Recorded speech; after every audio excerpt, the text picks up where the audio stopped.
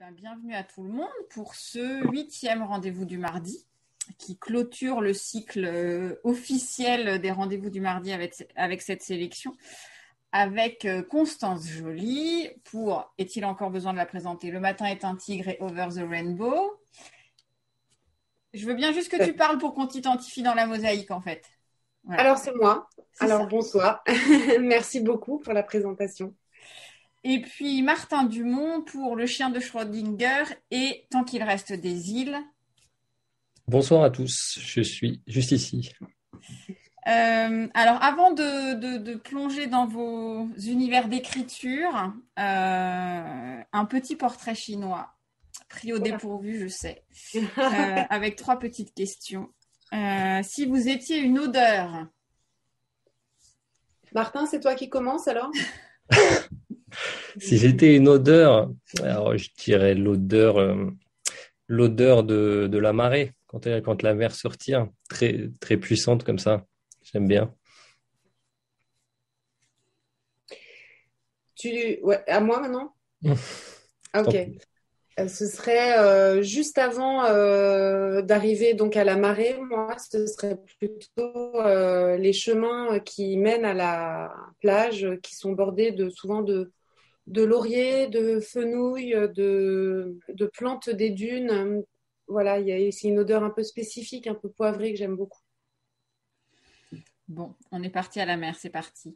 Si vous étiez un monument ou un édifice, parce que monument, ça peut resserrer. Un monument? Je ne sais pas si j'aurais envie d'être un musée après lequel le Guggenheim de Bilbao, ça m'avait beaucoup impressionné. Mais l'idée de musée. C'est moi, c'est funèbre. Moi, je serais un très très simple monument aux morts sur une route. Je m'y arrête beaucoup et je lis beaucoup les prénoms des gens tombés à la guerre. Je pense que je serais juste un petit monument sans envergure d'un village français. Si vous étiez une voix. Une voix oralité, au sens oral? On est à l'oral, donc prends l'acception qui te plaît. Si j'étais une voix, j'aimerais bien être la voix de quelqu'un comme Reggiani. Cette voix grave, très profonde. Ça me ferait plaisir, la voix de Reggiani. Et moi, je pense que je serais celle de Delphine Seyrig, à la fois sa voix parlée et sa voix, ce qu'elle dit. Tout me plaît dans sa voix. Tout me plaît dans cette femme. Maintenant, 3 mots. Alors, non pas pour définir votre roman, parce que ce soir, on est là pour parler plus largement de vos romans et de votre rapport à l'écriture, mais justement, 3 mots pour identifier ou pour englober votre rapport à l'écriture, s'il en fallait 3. Je dirais plaisir, parce que c'est quand même l'une des choses principales que je ressens quand j'arrive à écrire.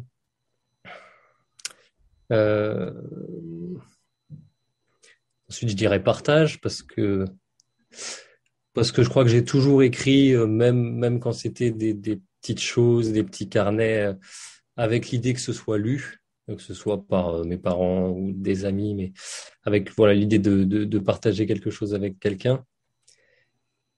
Et c'est un peu grandiloquent, mais je dirais liberté, parce que je trouve que c'est valable peut-être avec un petit peu tous les pans de la création, mais c'est lié au plaisir, hein, mais ça apporte une sensation de liberté inouïe, je trouve, l'écriture.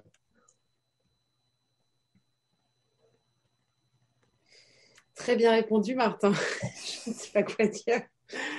Plaisir aussi. Alors ça, je te le pique. Parce que je pense que s'il n'y en a pas, on n'en transmet aucun en plus, quoi. Et puis, on n'est quand même pas là pour souffrir, donc plaisir. Je dirais, c'est pas très, c'est moins comment dire, c'est moins généreux, mais je dirais quelque chose comme grotte ou caverne ou quelque chose un abri, quelque chose de. Donc là, pour le coup, c'est un petit peu pour ma gueule, mais ça me fait plaisir, quoi. Ça me fait plaisir d'être dans cet endroit-là. Et je ne peux qu'être dans cet endroit-là. Cet endroit-là peut être peuplé de plein de gens autour. Il y a quand même comme une espèce de choses un peu voilà, qui me protègent quand j'écris. Donc, bon, disons caverne, voilà. Donc, alors plaisir, caverne, et puis euh,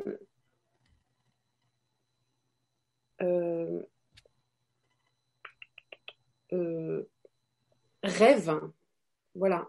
Parce que je pense qu'il y a beaucoup, beaucoup du travail d'écriture qui se fait avant, en fait. Pour moi, l'essentiel qui est avant et qui est dans la rêverie plutôt. Donc, plaisir, caverne, rêverie, je dirais. Très bien, joli trio. Alors, si on vous a réunis ce soir, il y a plusieurs points communs. Évidemment, vous faites partie des 68. Vous venez de publier votre deuxième roman. Il y a aussi j'allais dire des ponts. Elle est facile, celle-là, pardon. Entre vos univers d'écriture, avec une notion de douceur qui n'enlève pas la profondeur. Parce que la douceur, parfois, on a l'impression que c'est quelque chose d'un peu surfait, alors que vous entrez dans des thématiques, notamment douloureuses. Vous êtes dans l'écriture des sentiments et des sensations. Pour préparer un peu la rencontre de ce soir, je vous le dis tout de suite, j'ai convoqué Annie Ernaux, Patrick Modiano et Laurence Tardieu. J'espère que c'est un trio qui vous plaît sur leur notion d'écriture. Et en fait, chez tous les trois, il y avait un rapport au fait que l'écriture devait sauver de quelque chose. Et donc, ma première question, ça va être ça. De quoi l'écriture peut-elle ou doit-elle sauver, en tout cas? Et pourquoi vous avez besoin d'écrire? Ah là, j'aurais préféré que tu commences.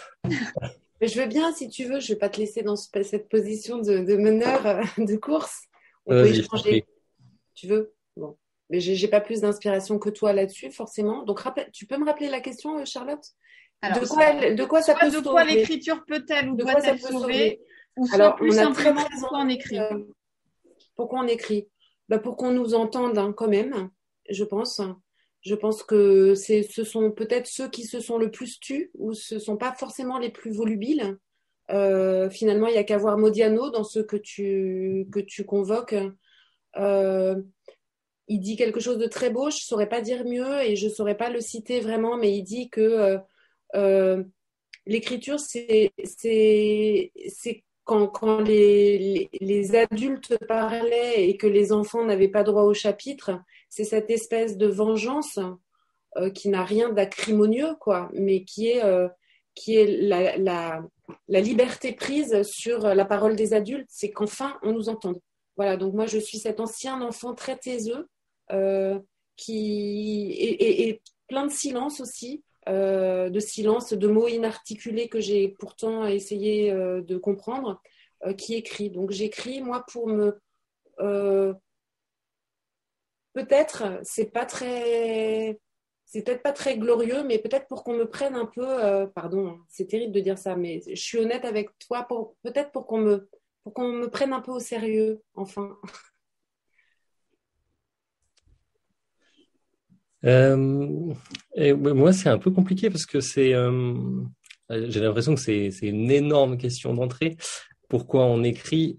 Déjà, honnêtement, je sais pas pourquoi j'écris. Pas plus que ça. Juste, ça m'apporte du plaisir simplement. Qu'il y a effectivement une notion de liberté que je retrouve pas ailleurs, sans doute. Euh, que la littérature sauve des tas de choses, ça c'est sûr, je le ressens dans les livres que j'ai lus. Mais moi, honnêtement, très sincèrement, quand j'écris, j'ai pas l'impression de sauver quoi que ce soit pour moi. Moi non plus.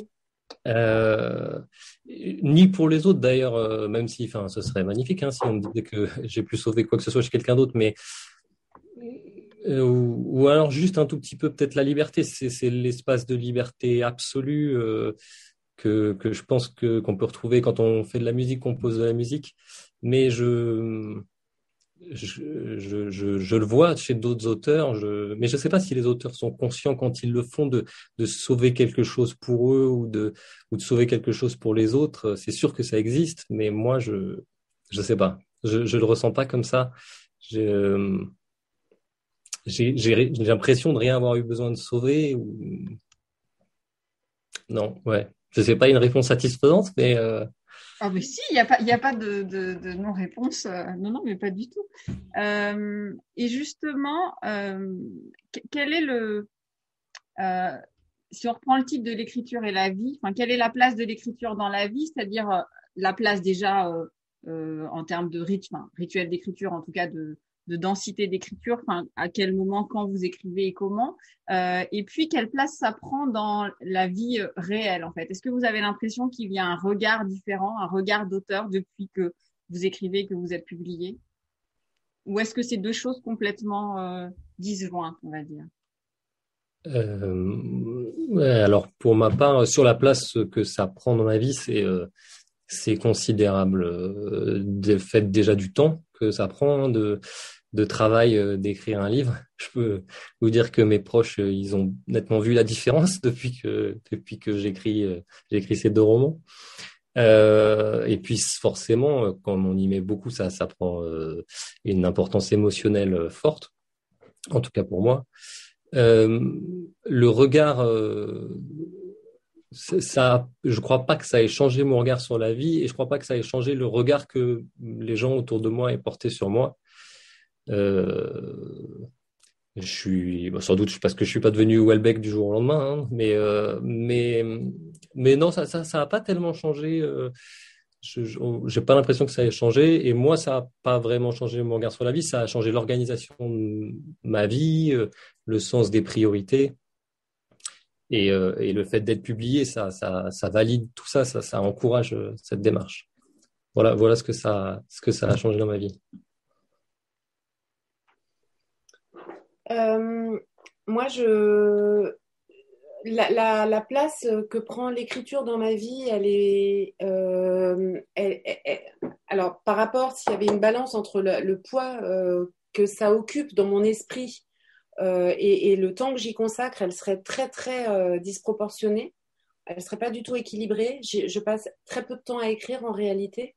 Je j'écris vraiment jamais. J'écris jamais. J'écris très très peu, quoi. J'écris très très vite, je crois. Et jamais des journées entières où je me dis jamais je vais écrire aujourd'hui, sauf quand je suis en vacances. Par exemple, euh, je suis partie 3 jours là dernièrement. Bah, j'ai écrit quoi. En fait, quand je pense que je vais, oh là là, je m'exprime très mal. Non, j'écris assez peu en réalité. Après, j'y pense tout le temps. Voilà, je fais que ça finalement.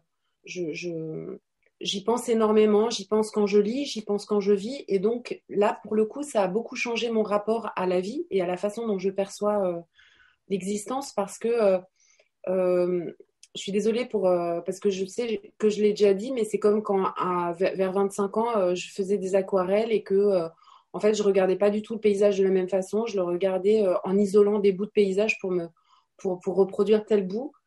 Et donc là, c'est pareil pour la vie que je traverse en captant beaucoup plus de choses, en étant beaucoup plus poreuse à ce qui se passe.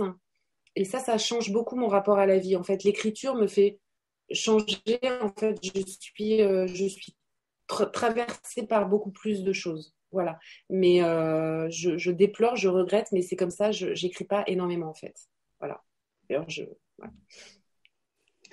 Justement, je vais rebondir sur Martin qui parlait de l'importance émotionnelle en fait de l'écriture et toi, Constance, qui dit que c'est en permanence là. Alors, Constance, notamment dans ton deuxième, il y a un rapport à l'autofiction, enfin en tout cas qui est assumé. Enfin, ton personnage s'appelle Constance, c'est ton histoire. Enfin voilà, dans le premier, il y avait un personnage qui n'était pas toi. Martin, toi, on ne sait pas ce qui est vrai ou pas dans tes livres. Et là n'est pas évidemment la question. Je ne vais pas poser la question de la véracité, c'est pas du tout ça. Mais vous avez, vous, une écriture, moi que j'appelle une écriture de l'intime, c'est-à-dire des sentiments, des rapports humains, des liens humains, des rapports notamment père-fils ou père-fille dans vos premiers écrits. À quelle distance, en fait, on se tient quand on écrit une œuvre de fiction? Parce que même toi, Constance, si tu as utilisé Constance, c'est un roman que tu as écrit. À quelle distance on se place et finalement, quelle est la place du jeu, du rapport au réel dans votre écriture? Je commence puisque tu m'as interpellée directement, si tu veux. Du coup, pour moi, c'est alors, les deux romans partent d'une histoire personnelle, intime, même si effectivement la construction du Matin est un tigre, c'est plus une construction de fiction.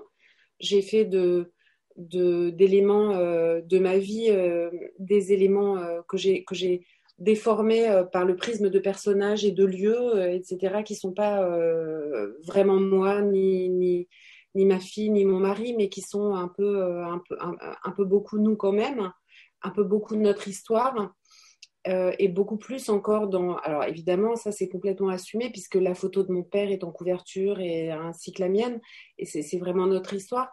Et pour autant, j'ai pas eu l'impression forcément d'écrire davantage proche de la biographie, parce que j'ai énormément inventé, enfin j'ai énormément reconstitué plus exactement la réalité des souvenirs et des scènes vécues. Voilà, il y a beaucoup de décalage, il y a beaucoup voilà, il y a c'est comme une broderie où il y a des motifs qui existants, et puis on fait autour un autre motif pour faire tenir tout ce patchwork ensemble. Donc tout ça est cousu de fiction partout, quoi. Donc, mais mon rapport en tout cas à la biographie, je veux gêner personne, et évidemment, enfin à l'autobiographie, donc je prends soin beaucoup de je suis pas le Lionel Duroy de la famille encore, quoi. C'est-à-dire, je fais gaffe. Voilà, je fais lire, je veux blesser personne, et pour moi, en fait, c'est une recherche d'authenticité, c'est-à-dire la vérité n'existe pas, mais l'authenticité la plus évidente, moi je la trouve en tout cas par le biais de choses qui sont les plus intimes, en fait. Plus je vais dans l'intime, plus j'ai l'impression voilà, d'arriver à toucher l'authenticité des sentiments, et de les faire résonner aussi, quoi, peut-être. C'est pour ça que à un moment, j'ai cessé de craindre de livrer mon journal intime et que ce soit pas intéressant. Parce que je me suis dit que si on allait choper directement quelque chose de très, très vécu et profond en soi, de très authentique, il y a des chances que peut-être quelqu'un ait vécu la même chose ou découvre qu'il a vécu la même chose, quoi.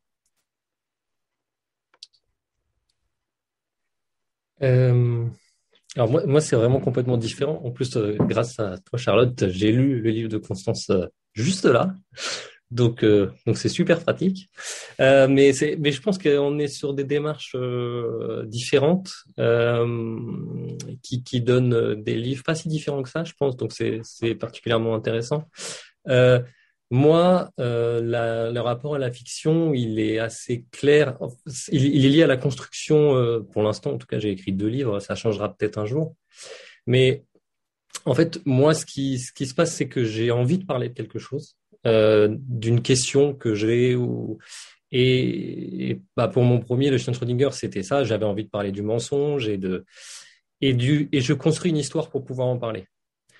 Donc la fiction, elle vient naturellement dans le sens où voilà, c'est l'histoire, elle est presque secondaire, elle est uniquement là pour servir, en tout cas au début, le sujet que je voulais, et donc je la façonne exactement pour ce qu'elle serve, ce propos. Et alors évidemment, je mets beaucoup de choses de moi qui sont voilà, c'est pas mon histoire, mais c'est lié à mon vécu, à ce que j'ai pu observer. Mais ça, je pense que tous les auteurs le font. Il y a forcément un petit peu d'expérience personnelle. Mais j'ai effectivement, comme la dynamique, elle est dans une idée, c'est souvent une question, quelque chose que j'ai envie de partager. Et du coup, je me dis, bah voilà, c'est ça, c'est bien. Il me faudrait une histoire, mais je pense qu'il pourrait y avoir plusieurs histoires différentes qui parleraient de la même chose. Ça aurait pu être des livres différents. Mais de ce fait-là, ça, c'est une fiction. Et en plus, je trouve que la fiction permet une infinité de choses. Et c'est ça qui me plaît. Et dès que ça se rapproche d'ailleurs un petit peu trop de quelque chose de personnel, je sens que je me perds et que j'ai besoin de mettre un peu de distance. Ça me protège et surtout, ça me permet d'aller enfin, j'espère, exactement où je veux. C'est pour ça que j'aime la fiction et j'utilise la fiction. En tout cas, sur les deux romans que j'ai faits aujourd'hui. Et justement, on a parlé des sentiments. Vos romans sont aussi des romans de sensations. C'est-à-dire qu'on a vraiment, nous, l'impression de sentir une atmosphère. Enfin, sur l'île, pour toi, Martin, on y est. Constance, il y a une écriture des odeurs qui est, enfin, voilà, de sensations. Comment on convoque ça? Comment vous écrivez? Comment vous vous mettez à écrire une scène pour voilà, parvenir à faire passer ce qui normalement n'est pas palpable, en tout cas par des mots. Comment vous travaillez? Est-ce que c'est une langue qui vous vient assez facilement? Est-ce qu'il y a vraiment un travail et un retravail sur la langue? Parce que vous avez des langues en plus assez concises, vous n'êtes pas dans des écritures grandiloquentes. Comment voilà, se fait le travail de sensation? Euh, ce qui me vient naturellement, c'est, je crois, tout ce qui est lié aux gens, aux sentiments des gens et à la description des gens, et c'est les regards, les sourires, tout ce que voilà, quand on parle avec quelqu'un, tout ce qui passe pas par la voix, mais par le reste. Ça, je pense que ça me vient naturellement. Il y a qu'à voir le nombre de fois que mes éditrices, d'ailleurs, j'ai vu qu'il y avait Sandrine, donc je peux pas dire n'importe quoi, coupent mes sourires, mes mains sur l'épaule, mais il y a tout un vocabulaire qui me vient naturellement dans les gestes qu'ont les gens, dans les petits sourires. Après, sur les sensations, tu parlais des odeurs, non, là, moi, je travaille énormément. Sincèrement, c'est pas naturel, c'est difficile, euh, et je me rends bien compte que c'est crucial parce que j'aime aussi beaucoup ça dans ce que je lis. Mais là, pour le coup, c'est retravailler, travailler, réfléchir. C'est pas naturel et je me l'impose. Et je crois que s'il y avait pas de retravail, mon texte ce serait juste des gars qui discutent. On saurait pas vraiment où. Et j'exagère un peu, mais voilà. Mais donc c'est beaucoup de travail et ça nécessite de penser le lieu ou l'atmosphère et le visualiser vraiment fort, vraiment fort. J'ai une idée très très précise des lieux que je décris, qui sont souvent très proches de lieux que je connais, et j'essaye d'être un peu méthodique, hein, un peu ingénieur là pour le coup. Mais c'est difficile parce que les descriptions, moi, dès que j'écris une description, je suis tétanisé à l'idée que le lecteur va s'ennuyer. C'est voilà, je me dis ça y est, c'est foutu. Il y a 3 lignes qui parlent d'une table, c'est sûr, c'est nul, il va s'ennuyer. Donc non, il y a vraiment un travail là-dessus. Donc c'est pour ça que c'est concis, mais voilà, c'est pas naturel en tout cas pour moi. Mais ça se sent Marrant pas. parce Bravo. que, Il y a du travail, mais on le sent pas. Constance, Merci. oui. ouais, c'est ce que j'allais dire, c'est je sens absolument pas le travail, je sens une facilité à l'évocation. Enfin, moi, j'ai des scènes de ton roman, j'ai lu Le chien de Schrödinger, je suis en train de lire l'autre. Euh, et notamment, tu vois, cette scène on a une scène commune d'ailleurs de lune, en fait, et cette scène sous la lune qui est une scène clé, un souvenir clé chez tes deux personnages, c'est un moment heureux, etc. C'est une évocation ultra simple et ultra forte en même temps, quoi. Ça s'imprime de façon vachement puissante, je trouve, quoi. Donc je suis étonnée par ouais, tu vois, le fait que tu dises que tu y travailles beaucoup, beaucoup, mais enfin, non, je lis beaucoup de poésie et j'aime beaucoup, beaucoup les écrivains de l'évocation, en fait, de l'évocation sensible. J'aime aussi les bâtisseurs, hein, j'aime aussi les romanciers qui ont du souffle. Et je veux dire par là, je suis pas dans le mignard et dans le tout petit non plus tout le temps, mais j'aime énormément l'évocation. Donc celui qui a lu ça pour moi très très parfaitement, c'est Giono, qui voilà, qui est capable d'emporter à la Stendhal des personnages avec un souffle comme ça et de restituer une odeur ou une atmosphère de façon ultra singulière et très très puissante, quoi. Et moi, ça me vient plutôt naturellement, du coup. Là, c'est marrant comme on est croisés, quoi. Et je dois davantage travailler, peut-être. Je dois beaucoup couper. Je dois beaucoup couper, en fait. Enfin, La chance. Hein? La chance. Ouais, je sais pas. En fait, non, mais j'en sais rien, tu vois. Mais il y a beaucoup de choses qui viennent. Et pourtant, mes romans sont courts, quoi. C'est plutôt court, quoi. C'est plutôt concis, mais il y a il y a une espèce d'abondance d'images, de sensations. C'est ce que je préfère vraiment. C'est le lieu de la caverne, justement. C'est là où je suis un peu repliée, un peu pardon, ça fait vraiment, ça se la pète un peu, mais ça fait un peu chamanique, quoi. C'est un peu le truc où je suis dans un petit monde et où je visualise une scène et je m'y balade dans absolument toutes antennes ouvertes, quoi, et où je capte, et donc il y a pas mal de choses qui me viennent et après il faut juste raboter, quoi, parce qu'il y a beaucoup, beaucoup trop de choses, quoi. Moi, j'ai pas mon éditrice dans le Zoom parce qu'elle est infiniment moins sympathique que la tienne. Non, je rigole. Mais elle est heureusement qu'elle est là, quoi. C'est-à-dire que elle taillade, elle me dit ok, donc là au bout de 3 métaphores, ça va aller quand même maintenant, tu vois. Donc on va en supprimer un peu et voilà. Moi, c'est un travail de couple. Justement, on en arrive au travail avec l'éditeur. Je ne vais pas vous demander pourquoi vous avez eu envie d'être lu. Vous avez répondu au début, Martin, en utilisant le mot partage, Constance en disant c'est pour qu'on m'entende. Donc forcément, il y a une envie d'être publié. Mais est-ce que ça change quelque chose? Vous en êtes au deuxième. Vous avez passé le cap de ce deuxième roman soi-disant un peu maudit et vous le franchissez haut la main. Est-ce que le rapport à la publication a changé votre manière d'écrire ou votre rapport à l'écriture et surtout, voilà, quel est le travail avec l'éditeur? Vous avez commencé à l'évoquer. Je sais, Martin, c'est dur de dire ça quand il y a l'éditeur dans la salle. Les deux en plus, parce que Lola est là aussi.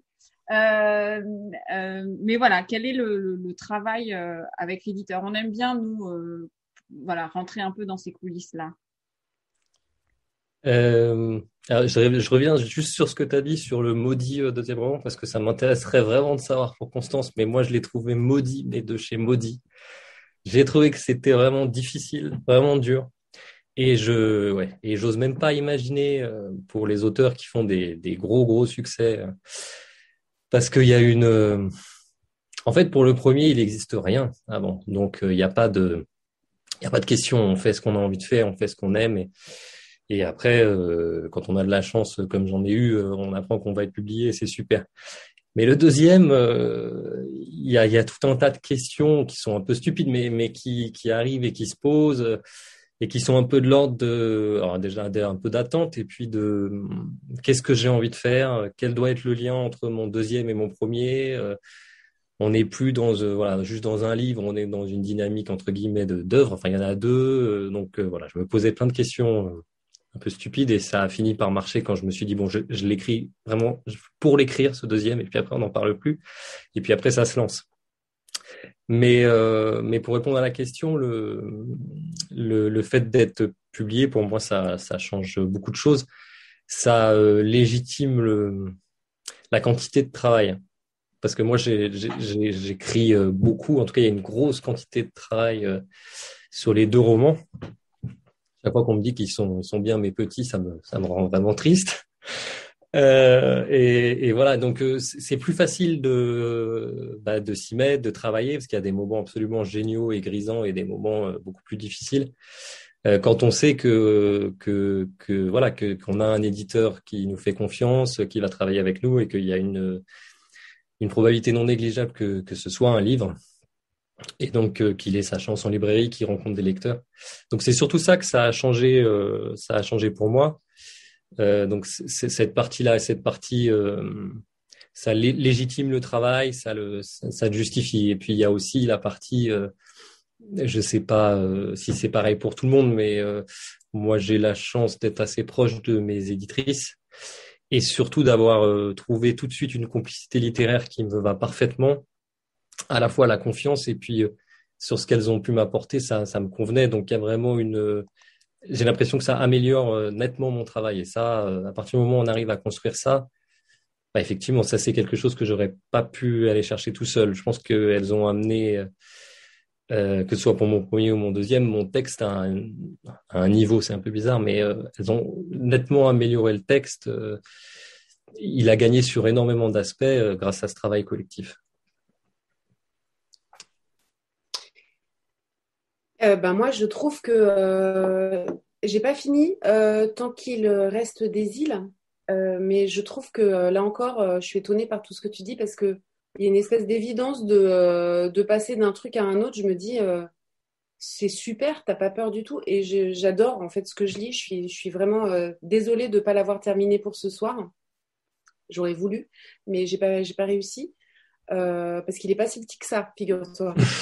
Et du coup, je trouve que tu as su aller dans des directions vraiment différentes. Il y a une espèce de sentiment de liberté, moi, que je trouve dans ton second par rapport au premier, que je trouve super. Moi en fait, je suis pas du tout d'accord avec ce que tu dis, Charlotte, parce que moi, en fait, c'est pas du tout un deuxième roman. En fait, je le prends pas du tout, je n'arrive pas du tout à le considérer comme un deuxième roman, et j'en suis pas du tout au cap du deuxième roman, mais pas du tout. En fait, ce sera au troisième roman que j'en serai au cap du deuxième, parce qu'en fait, le premier et le deuxième, ils sont partis d'un même élan. Je voulais écrire le deuxième bien avant le premier. J'y suis pas arrivée. Il a fallu que je passe par le premier, qui n'est pas un pis-aller, mais qui est quand même un livre écrit par dépit. Donc, je n'ai pas cette sensation d'avoir ah, ça y est, quoi, j'en suis au deuxième roman, pas du tout. Donc, moi, j'en suis toujours à savoir est-ce que je vais pouvoir écrire un deuxième roman. Et d'ailleurs, j'ai fait un lapsus à mon éditrice. Je lui ai dit, mais au deuxième roman, je lui ai dit, mais il y aura combien de premiers romans cette année? Elle m'a dit, bah, je sais pas, t'es con ou quoi? Donc, voilà. Après, justement, ma peur, ma crainte énorme, c'est que j'y arrive plus, quoi, que je n'écrive plus rien, en fait. Voilà. Donc je sais pas si j'arriverai. Moi, je suis éditrice. J'ai toujours été éditrice et je suis toujours éditrice. Du coup, moi, j'étais très bien comme éditrice. À un moment donné, j'ai eu envie d'écrire quand même, mais ça m'a surpris.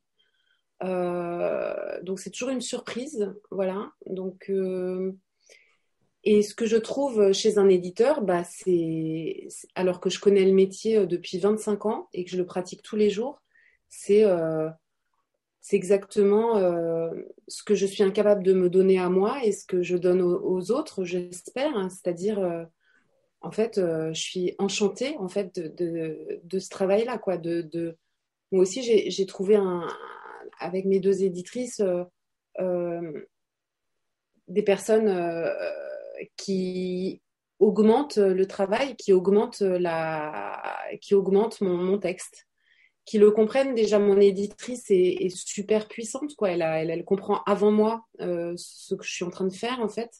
C'était notable pour le premier, parce qu'en fait, je lui ai envoyé alors que j'avais 25 pages, et juste parce que je la connaissais un petit peu et que je lui demandais, est-ce que tu penses qu'il faut que je continue? Et c'est là où je savais pas encore exactement l'histoire que j'étais en train de raconter, mais elle l'a compris très très bien, quoi. Elle m'a dit, mais moi, en fait, tu es en train de raconter ça et c'est super, et vas-y, et je t'accompagnerai et je serais très contente de te publier.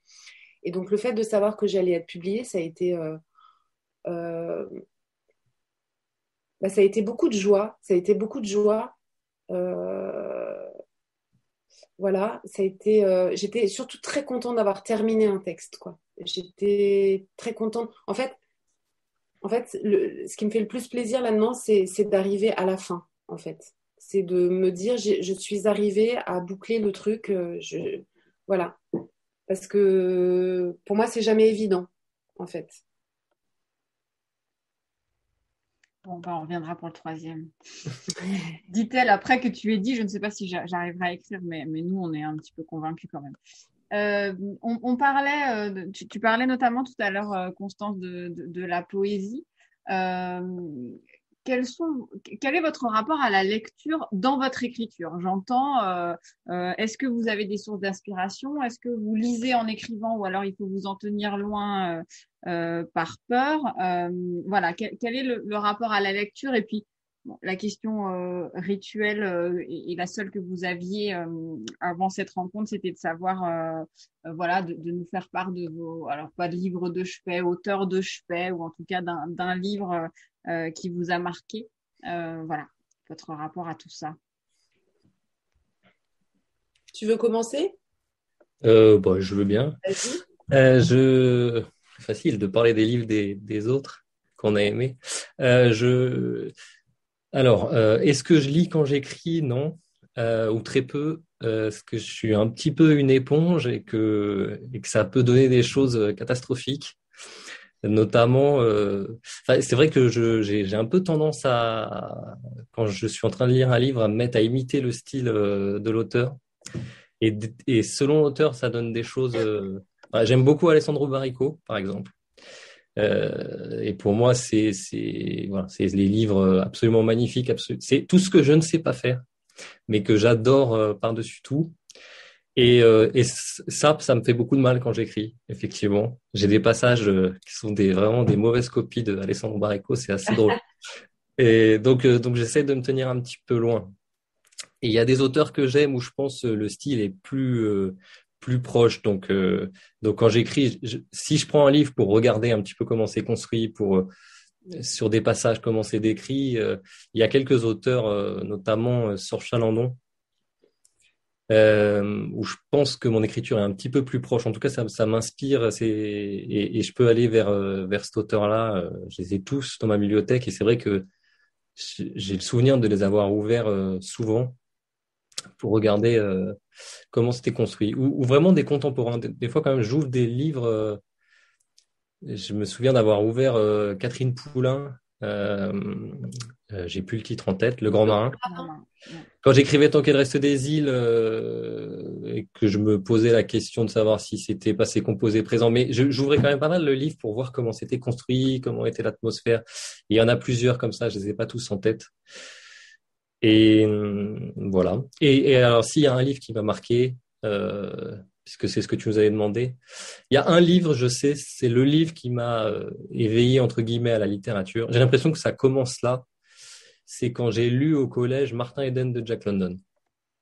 Je pense que je l'ai lu jeune, que j'ai compris vraiment 10% du livre, mais j'ai le souvenir que ça m'a mis une claque monumentale et que je me suis rendu compte qu'il y avait là un monde entier qui s'ouvrait que je connaissais pas. J'avais lu avant des livres, des grands classiques, etc., mais je ne sais pas pourquoi, mais je date de là vraiment le jour où j'ai compris qu'il y avait plein de choses que je comprenais pas encore, mais dans des livres à aller chercher.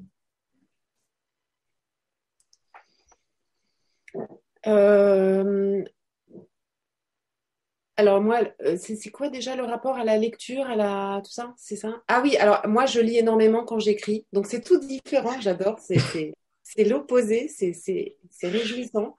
Alors moi je suis une éponge aussi, mais j'adore ça, j'adore. Enfin c'est comme un grand panier, hein, c'est la vie, ce que je lis, tout ça, je mets dans la hotte tout ce qui m'intéresse, tout ce que j'entends. Je suis encore plus justement ouverte que d'habitude.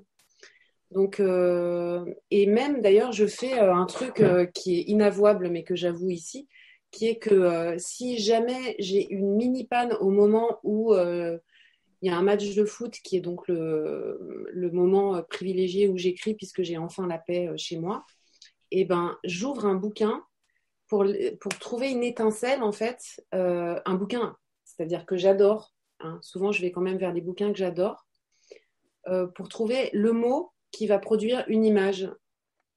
Et de cette image, je sais que je vais faire mon miel. Voilà, donc je fais mon miel en fait. Je vais butiner beaucoup et faire mon miel. Euh, C'était ça la question. La première question, c'était comment est-ce qu'on lisait quand on écrivait? Voilà, donc moi oui, beaucoup. Ensuite, je n'épie jamais, par contre, enfin, pardon pour le mot qui serait pas, c'est pas épié, mais je veux dire, en fait, comme je travaille tout le temps le manuscrit des autres, quoi, ça me saoule complètement d'aller voir comment les bouquins sont faits. Ça, par contre, je regarde jamais comment un bouquin est fait et comment je pourrais moi m'en inspirer ou au contraire m'en détacher. Ça, c'est un truc, ça je fais pas.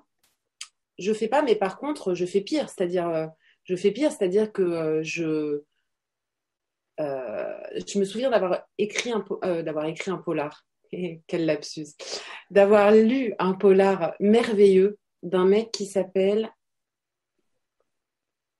euh, je sais pas, je me rappelle plus. Ça me reviendra peut-être pas. Et d'être tombée sur une phrase que j'ai carrément recopiée dans mon roman. Voilà. Donc parce que ça faisait bien, elle était parfaite pour ce que voilà. Et puis je l'ai fait lire à mon éditrice. Puis à un moment donné, un peu avant d'imprimer le livre, je me suis dit c'est impossible, je peux pas laisser cette phrase quand même. Ça va pas le faire du tout. Donc je l'ai reprise à ma sauce, quoi. Je me suis dit, qu'est-ce qui m'intéresse là-dedans? Pourquoi j'ai été si fort appelée par ça? Et voilà. Donc, mais ça peut aller loin dans le pseudo-plagiat, c'est-à-dire je suis tellement imbibée de mes lectures que... Et un livre qui m'aurait beaucoup, beaucoup marqué, c'est marrant parce que moi aussi, ce serait un London, mais alors lu vers 10 ans, un London dont on parle jamais et que j'ai jamais revu. Mais c'est une de mes plus fortes lectures qui s'appelle Avant Adam. C'est sur la préhistoire. Et alors, un truc dingue. Moi, j'étais totalement... on pouvait me parler, il pouvait s'écrouler un immeuble. J'étais dans mon bouquin, c'était dingue.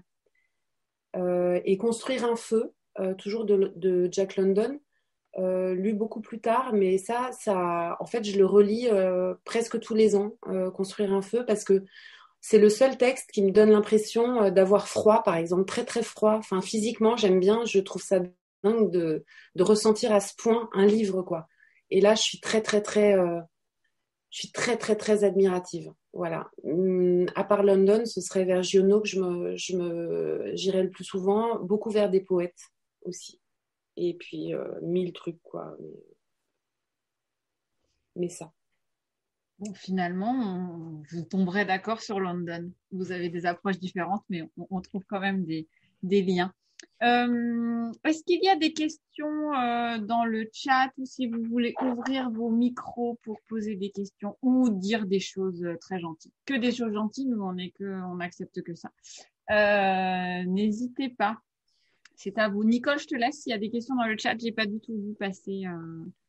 Je n'ai pas vu. Si, beaucoup plus haut, il faut que je la retrouve. S'il y avait une question pour Constance, tu veux la poser, Magali, ou pas? C'est toi qui voulais savoir des choses sur la difficulté d'écrire et de fictionner l'histoire de ses parents. C'est ça, Magali? Je vois la question. Justement, en lisant, je me demandais à quel point ça peut être compliqué de réécrire l'histoire et les sentiments de ses parents. Ouais, c'est très, oui, c'est un peu vertigineux même. Mais alors, j'ai pas l'impression de réécrire l'histoire. J'ai pas non plus l'impression d'écrire les sentiments de mes parents. Là, je suis vraiment dans la fiction quand même, hein.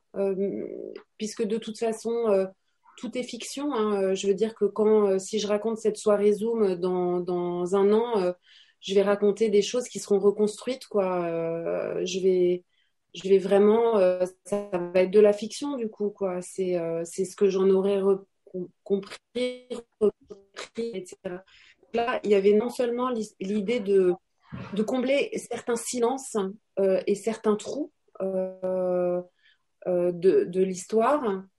Et c'était effectivement très compliqué si j'avais voulu essayer de retrouver des sentiments de mes parents. Non, j'essayais de m'en approcher, j'essayais d'être tout près d'eux, côte à côte, comme on est côte à côte avec un personnage, de la même manière en fait que Martin peut être avec Jean, son personnage de père. Je pense que j'ai été aussi près que possible du personnage de mon père, qui reste un personnage quand même, pour lui attribuer, pour lui insuffler la vie d'un personnage. D'après ce que je connais, alors je ne sais pas si c'est plus facile ou plus difficile, mais en tout cas, c'est le même travail qu'avec un personnage, c'est-à-dire que ce qui ne marchait pas du tout et ce que j'ai essayé, et je me suis rendu compte que c'était une entreprise complètement malhonnête, c'était de le faire parler. Parce qu'il y avait une première version où il parlait à la première personne. Et ça, faire parler mon père, faire bander mon père, faire rêver mon père, non. Alors ça, non, par contre, c'était compliqué. Mais dès lors que je me mets côte à côte et que je l'observe et que j'essaye de le comprendre, euh, c'est assez doux, en fait. C'est l'inverse d'une difficulté. De toute façon, j'aime pas trop la difficulté. J'en ai eu plein dans ma vie, quoi, comme beaucoup. Mais comme j'aime pas ça, je contourne, quoi. Si ça devait être difficile, je crois que j'écrirais pas. Je rebondis sur la question, je vous laisse après reposer des questions. Pour Constance et pour Martin, est-ce qu'il y a une notion de mise en danger dans l'écriture? Est-ce que ça peut être de cet ordre-là parfois, quand vous êtes face à Martin, la question à laquelle tu veux répondre, ou Constance dans des récits plus intimes? Est-ce qu'il y a de cet ordre-là? Est-ce que c'est nécessaire finalement à l'écriture?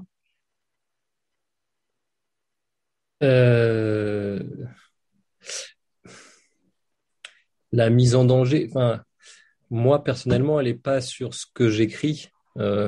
J'ai pas pris toute position politique trop tranchée en disant que je voulais pas de pont sur une île mais non, elle est émotionnelle. Ça, c'est sûr que, enfin, je sais pas, il y a peut-être des auteurs qui sont un peu plus solides, mais il y a quand même un côté, bah voilà, même si c'est une fiction, quoi. Je vous ai pris mon cœur, je l'ai ouvert, regardez. Moi, je disais à mes éditrices il y a pas longtemps quand le deuxième est sorti, vraiment, je n'aime pas la sortie d'un livre, la sortie du livre. C'est une période, je déteste ça. Enfin, je déteste ça. Il y a du plaisir à avoir son livre en librairie, à avoir des belles critiques des gens des 68. Mais c'est une période compliquée pour moi, honnêtement, parce que autant il y a énormément de plaisir dans l'écriture, énormément de plaisir dans le travail, et après, une fois que c'est passé, aujourd'hui, je suis complètement à l'aise avec le chien de Schrödinger. Voilà, je suis content, il est là, il existe, c'est un livre, j'en serai toujours fier, etc. Mais dans le moment où ça sort, dans le moment où on a donné ça, et après et on avait envie de le donner, hein, mais voilà, les gens lisent et se font une idée, et les gens sont extrêmement bienveillants, évidemment. Il y a pas de problème, mais quand même, c'est quelque chose que je n'aime pas. C'est une période qui est quand même dans l'ego, hein, beaucoup. Dans le voilà c'est voilà c'est un peu particulier, je sais pas, il y a sans doute des gens qui aiment bien ça, mais moi c'est pas mon moment préféré, donc la mise en danger, elle est un petit peu là, elle est un petit peu dans le, c'est pas neutre, enfin pour moi c'est pas neutre. J'écris, même si c'est une fiction, j'y mets énormément de moi, je donne le meilleur de moi, et voilà, après les gens lisent, et je suis très content quand ils aiment, mais voilà, je suis content quand c'est fini, quoi, quand on parle d'autre chose, et que je peux me replonger, parce que ouais, écrire c'est bien, et une fois que le livre est sorti et que c'est bon, c'est bien aussi. Mais ouais, la mise en danger pour moi, elle est là sur la charge émotionnelle de quand ça sort, on peut plus rien faire, et si on se dit, et on se le dit, hein, enfin moi je me le dis, ah mince, ça c'était pas terrible, j'aurais dû mettre ça, c'est trop tard, il est parti, il est là, il est lu. Et voilà, et je déteste rentrer chez mes parents et voir des potes de mes parents qui me disent, ah, on a lu ton livre. Voilà. Moi, je déteste ça. Donc, elle est un peu là, la mise en danger, ça reste gentil et ça passe vite, mais pour moi, elle est là, elle est émotionnelle, quoi. Moi, je dirais que je suis comme toi sur le côté un peu égo et tout ça. Moi, j'ai choisi un métier où je vois personne, où je suis reclus un peu et tout. Je suis pas trop exposée. Je pense que c'est dans le travail mon côté un peu enfant unique là qui ressurgit. du coup, c'est vrai que moi aussi, je déteste les amis de ma mère qui me disent j'ai lu ton bouquin. Donc voilà. Donc je prends mal quand on me dit que c'est pas bien. Je prends mal quand on me dit que c'est bien. Je sais pas que je prends mal, mais ça tout me gêne en fait. Voilà. Donc non, moi j'aime pas ça du tout non plus. Évidemment, ce qui est beau, c'est les rencontres, c'est d'être là, c'est d'avoir rencontré Charlotte, Sabine, Nicolas, tout le monde ici. C'est ça qui est gratifiant, quoi. C'est quand même de voir que bah, ça touche. Non, moi, la mise en danger, c'est que c'est avant que ça m'a pris 9 ans pour écrire. En fait, j'avais peur que ça me mette en. J'avais si peur de ça, j'avais peur d'être folle. En fait, j'avais peur d'être pas assez solide pour rire. Et la mise en danger. Une fois que bah, c'est comme quand on a peur de faire, je sais pas, moi, je me souviens que j'avais ultra peur de faire du rafting un jour et je suis montée dans le canoë et on pouvait plus m'arrêter. J'étais celle qui prenait le plus de danger et le mec était atterré parce que c'était moi qui disais mais ouais, moi je veux bien faire. En fait, j'ai hyper peur au début et puis une fois que j'y suis, je suis celle qui est la plus intrépide d'une certaine manière. Donc, il n'y a pas vraiment de mise en danger pour moi. Non. Voilà, c'est ça que je dirais.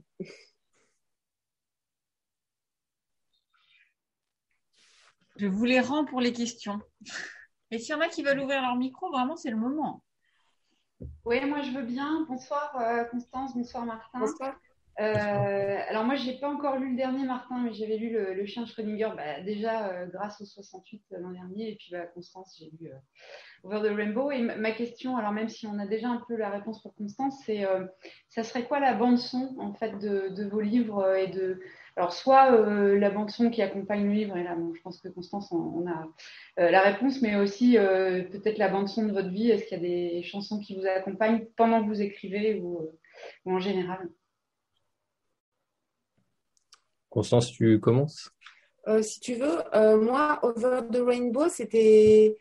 C'est la fausse bande-son, en fait, parce que c'est vraiment un titre qui. Mais je vais paraître désagréable, non, en fait, mais qui colle bien, mais c'était pas non plus. C'est pas ce qui m'a emmené vers le roman. Il est venu après tout le reste, hein, Over the Rainbow. Mais pour autant, j'adore Judy Garland et mon livre est irrigué de comédies musicales, etc. et de Judy Garland. Et j'aime beaucoup cette musique. Mais c'est pas, ce serait. Il y a beaucoup d'autres musiques dans le roman qui me correspondent davantage. Je cite notamment l'album blanc des Beatles, qui est un album qui est complètement. Voilà, qui est très très important pour moi. Qui pourrait être ou Abbey Road ou enfin voilà deux albums des Beatles qui me suivent beaucoup, mais là si on me lance sur la musique j'ai pas fini, voilà. Mais vas-y Martin, toi.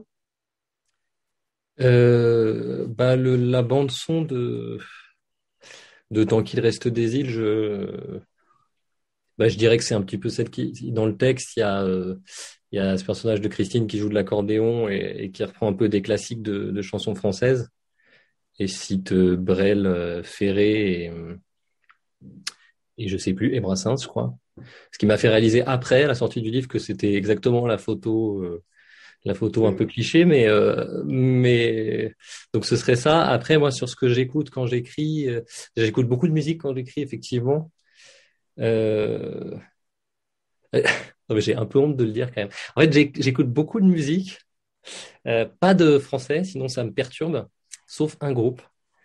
Là, j'ai honte, mais que j'écoute que quand j'écris. Mais bon, c'est vrai, moi j'écoute Fauve quand j'écris. Je ne sais pas pourquoi. Pourtant, c'est plus que quelqu'un qui chante en français, c'est quelqu'un qui parle sur la musique en français, un peu poésie adolescente, mais je sais pas pourquoi ça marche vraiment, vraiment, vraiment bien. Je sais pas. Franchement, je me l'explique pas. Je le dis à personne, sauf là en rencontre devant tout le monde. Mais je crois que personne ne le sait, même ma femme ne le sait pas. Et donc je le mets avec mon casque, pas trop fort. Je sais pas pourquoi ça marche. Ça marche bien, il y a un truc. Mais sinon, j'écoute plutôt des groupes anglais parce que le français, ça me perturbe. Sauf ce groupe. Voilà. Et par c'est contre, pas du tout dans les textes. Hein. Mais c'est super beau, Fauve, moi j'aime bien. Mais par contre, le truc, c'est que moi, j'écris pas du tout en musique, quoi. C'est impossible. C'est totalement impossible pour moi. Bah, j'étais sûr, hein, comme j'écrivais en musique, tu pouvais pas Ouais, écrire. évidemment. Mais c'est pas pour te contredire. C'est vraiment parce qu'on est différents. Et Mais est-ce je que sens pas. Ouais. la Voilà. question à Charles aussi, je crois qu'il est connecté. On a le droit, Charlotte, de faire une petite Évidemment. incursion. Moi, j'avais une petite question. C'est Anne qui parle. J'avais une question pour Martin, dont j'ai adoré le livre, mais je le dis pas trop parce que je veux pas vous mettre mal à l'aise. Euh, En fait, ce que j'ai particulièrement aimé, c'est vraiment les personnages, tous les personnages. Et je voulais savoir si vous, il y avait un personnage qui vraiment, auquel vous étiez vraiment attaché ou pas d'ailleurs, dans le roman. Ah, si, il y en a. Euh, Dans Tant qu'il reste des îles, il y en a deux que j'aime particulièrement parce que je trouve que je les ai. Enfin, je sais pas si dans quel sens ça marche. Si c'est parce que je les aime que je les ai bien réussis ou l'inverse. Mais Marcel, je ne sais pas pourquoi. Je trouve que ça. Bon, c'est un peu la figure du mentor et tout ça. Et Karim. Ah ouais, le blagueur. Et je sais pas pourquoi, mais j'ai l'impression que vraiment encore une fois, je sais pas dans quel sens c'est, mais que ces deux-là, ils sont vivants. Enfin, ils existent d'une certaine manière. C'est vraiment pour moi, c'est le but ultime. Hein. C'est pas réussi à chaque fois, mais si les personnages d'un livre que je lis, fiction ou pas fiction, peu importe, ont l'air vivants, ont l'air vrais, là, je trouve que il y a rien de plus beau. Et donc ces deux-là, pour des raisons un peu différentes, ils me plaisent tout particulièrement. Donc j'y suis un peu plus attaché, effectivement. Si je peux, je rebondirais bien sur Constance, que vous disiez à propos de la mise en danger qui n'existe pas. Moi, je trouve sincèrement que vous avez fait preuve de beaucoup de courage à la fois dans Le matin est un tigre et dans Over the Rainbow, parce que pour aborder des thématiques vraiment épidermiques et très très intimes.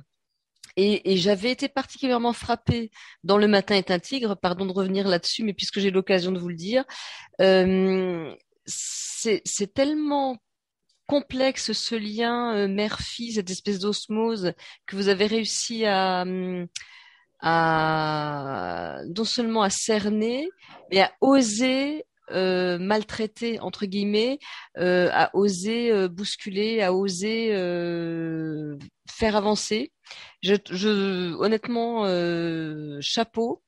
Et à telle enseigne que je me suis permis d'offrir votre bouquin à une jeune fille que je connais bien, qui est une de mes filleules, et qui me semblait vivre un peu la même situation. Et donc je vous remercie parce que ça a été voilà une possibilité de sauver justement éventuellement quelqu'un. Et ça, c'était formidable. Voilà. Merci beaucoup de me dire ça, ça me touche beaucoup, beaucoup. C'est vrai que le lien mère-fille, j'étais pas trop consciente d'écrire dessus quand j'ai commencé Le matin est un tigre, mais au fur et à mesure de la plot, j'ai compris que j'écrivais sur ça. Et effectivement, c'était comme je l'ai pris un peu à l'envers. C'est vrai qu'il y a beaucoup d'hagiographie, de personnages comme ça où la mère est toujours un peu portée, l'amour maternel est un peu porté au nu. Et là, je voulais faire comme une fleur vénéneuse, quoi. Une fleur vénéneuse qui empoisonne, un amour qui empoisonne aussi. Et le trop d'amour, c'est comme quand on arrose trop une plante. C'est toujours les métaphores botaniques qui me viennent finalement quand je pense à ce lien. Elle meurt noyée, quoi. Donc là, c'était un petit peu le danger de cette fusion comme ça, de cette gémellité d'une relation qui n'était pas à sa place, en fait, qui prenait trop de place, hein, et où il y avait une asphyxie mutuelle. Et donc là, effectivement, j'ai pris vraiment la voie romanesque parce que j'avais pas envie de témoigner. C'était parti quand même maintenant elle m'a autorisé à le dire, donc je le dis, d'une maladie qu'avait traversée ma fille. J'avais pas envie de parler de cette maladie en particulier, ni du parcours qu'on avait traversé tous les trois avec son père. J'avais envie de trouver une métaphore capable de d'essaimer encore une fois l'imaginaire quoi des lecteurs, et tant mieux vraiment si cette jeune fille y a trouvé de quoi se nourrir quoi, et si ça peut éventuellement aider quelqu'un, c'est bien parce que merci en tout cas. Rien. Nicole, tu me sauves parce que moi, si on parle d'un matin est un tigre, j'ai un moment d'égarement. Pardon. Encore une qui a été sauvée. Voilà, c'est ça. Et l'émotion est toujours aussi forte, même après autant de temps. Pardon. Est-ce qu'il y a d'autres questions? Excusez-moi. Allez, soyez pas timide. Ouais, bah, moi, je refais ma groupie, hein, j'ai pas peur. Hein. À chaque fois. Hein. Moi, j'ai vraiment adoré, mais je le dirai pas trop fort parce que je veux pas vous mettre mal à l'aise. Mais voilà, là, je suis tellement contente que ce soir, 2 coups de cœur se rencontrent, aussi différents, aussi différemment construits, aussi différemment amenés. Mais merci, voilà. Merci beaucoup. Merci beaucoup. J'en dirai pas plus. Je coupe le micro. Ça peut être à moi de dire à Martin que j'ai vraiment adoré aussi le chien de Schrödinger, dont j'ai trouvé l'économie très très belle. Le travail justement de sobriété, d'incarnation en fait. Et puis là aussi, c'est vachement inhabituel de faire parler un père en fiction sur un sujet comme celui-là. Et puis c'est vrai que c'est vachement intéressant la thématique du mensonge. C'était ce que tu voulais mettre en premier, puisque tu disais que l'histoire était pas un prétexte, mais elle se construisait autour d'une question que tu voulais soulever. C'est pas comme ça que j'ai reçu le bouquin. Je l'ai trouvé discrète, mais pourtant très présente, cette question-là du mensonge. Est-ce qu'on doit mentir pour faire du bien ou pas? Est-ce que finalement, dans mon livre précédent, Le matin est un tigre, où il est également question d'une maladie, mais où ça se termine de façon plus heureuse, la question, c'était aussi que la mère se remette en question elle-même pour sauver sa fille, d'une certaine manière. C'était un peu comme ça. Et là, ça passe par des questionnements donc vachement douloureux sur est-ce qu'on est à sa place par rapport à son enfant et tout. Et j'ai trouvé que tu traitais ça de façon vraiment singulière, quoi. Puis voilà, j'ai des couleurs. C'est rare que je lise des gens avec des couleurs comme ça. Je suis dans des noirs, gris, bleus. Enfin, je sais pas. Il y a tout un univers que tu trimbales qui a l'air assez différent pour le suivant, qui a l'air plein d'éclats de vie, qui a l'air d'être centripète, quoi, là où c'était tout centrifuge. Et c'est une super découverte. Donc merci à Charlotte, et je suis très contente de parler avec toi et avec vous tous. Ben, merci beaucoup. Je sais pas trop. C'est pas trop. Non, mais c'est comme ça me donnait l'occasion. Non, mais merci, ça me touche. Je vais me faire tirer les oreilles par 2 éditrices. Mais non, le premier, j'ai une tendresse particulière pour lui. Voilà, ça me touche encore plus quand on parle de ce livre. Effectivement, c'était une histoire de mensonge et j'ai construit l'histoire comme ça. Après, je pense que ça m'a un peu échappé. Ouais, c'était ça me touche beaucoup. Ouais, je sais pas quoi dire. Je suis un peu ému, mais parce que ouais, voilà, mais je te dirai ce que j'ai pensé de ton autre livre, parce que je suis en cours, donc je te le dirai. Ben, merci beaucoup. On va tous pleurer. C'est très chouette.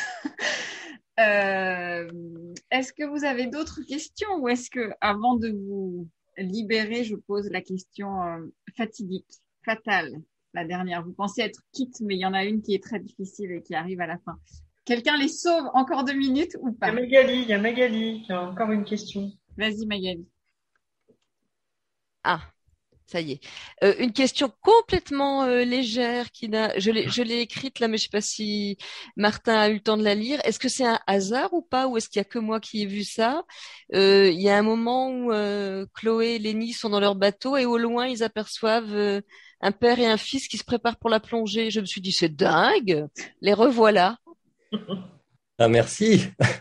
Non, non, c'est pas un hasard. Non, non, c'est pas un hasard. C'est un petit auto-clin d'œil. Ça fait un peu bizarre dit comme ça, mais non, mais ça me fait plaisir. Ah ben moi aussi. Ça me fait plaisir que quand quelqu'un le voit, ça veut dire qu'il a lu les deux, quoi. Yes. C'est Yes. d'autant plus. Mais c'était un peu facile parce qu'ils étaient sur. Oui. Il y avait style. L'île, elle était dans le premier, cette espèce de d'île pas nommée là, ça me plaisait bien. Mm.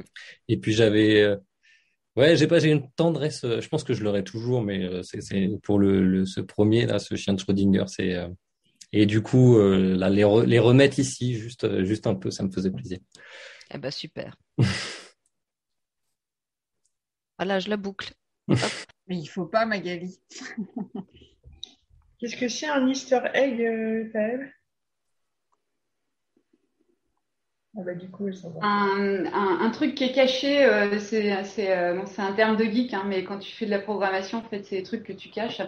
Dans Word, par exemple, tu avais un raccourci clavier qui te permettait d'accéder à un flipper. C'est jamais un truc sérieux, hein. Et c'est des caméos, enfin, c'est l'équivalent des caméos au cinéma, quoi. Ça m'a fait penser à ça. Il n'y a que les initiés qui peuvent le trouver. Bah, le caméo, tu sais, c'était Hitchcock, en fait, hein, qui faisait des apparitions, et puis il y a Stanley plus récemment. Voilà. La façon d'en parler de Martin, ça m'a rappelé ça, quoi. Ouais. Donc, on attend Lenny dans le troisième. Le truc. Ouais, alors plus il y en aura, plus c'est compliqué. Non, mais c'est drôle parce qu'on met des petites choses comme ça dans les textes. Moi, c'est des fictions, hein, mais j'ai quand même des personnages qui sont inspirés de gens que je connais, où je me suis amusé à mettre des personnages vraiment très très secondaires. Et voilà, j'ai un super ami que j'ai mis dans Tant qu'il reste des îles, vraiment, mais vraiment juste comme ça. À la soirée, il parle à un moment d'un prof qui raconte ses journées en faisant un peu trop, etc. Et c'est vraiment un ami. Et la seule personne dans tous mes proches qui n'a pas lu le bouquin, c'est lui. Donc il l'a pas vu, quoi. Il l'a pas vu et personne m'a jamais parlé de ça. Je me suis dit, j'ai mis quelque chose, peut-être personne ne le verra jamais. Mais voilà, donc j'attends désespérément qu'il lise mon livre, mais il l'a pas vu. Donc c'est assez marrant. On met des petites choses, donc ça fait plaisir quand c'est relevé. Nicole, d'autres choses ou de toute façon le temps tourne. Le temps tourne. Bon, il n'y a plus rien là. Alors, avant de vous libérer, la question rituelle à laquelle il faut répondre par un seul mot, on en revient au début. Et la question, c'est écrire, c'est quoi? Et s'il fallait ne répondre par qu'un seul mot. Et là, c'est souvent le silence. Ou deux. Charles qui est là, on avait dit de donner deux. Alors, je peux vous autoriser deux parce que c'est la dernière avec vous, mais... Constance? Pardon? Moi, j'ai répondu. Écrire, c'est Constance.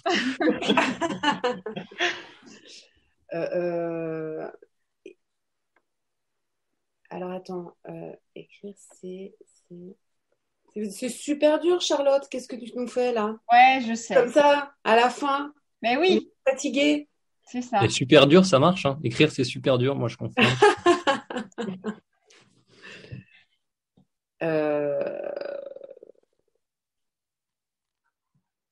Wow. Non, bah vas-y, Martin, quand même. C'était toi en premier. Ouais, je vais reprendre ce que j'ai dit au début, hein. Je dirais, parce que c'est ce que je ressens le plus. Écrire, c'est la liberté. Ok.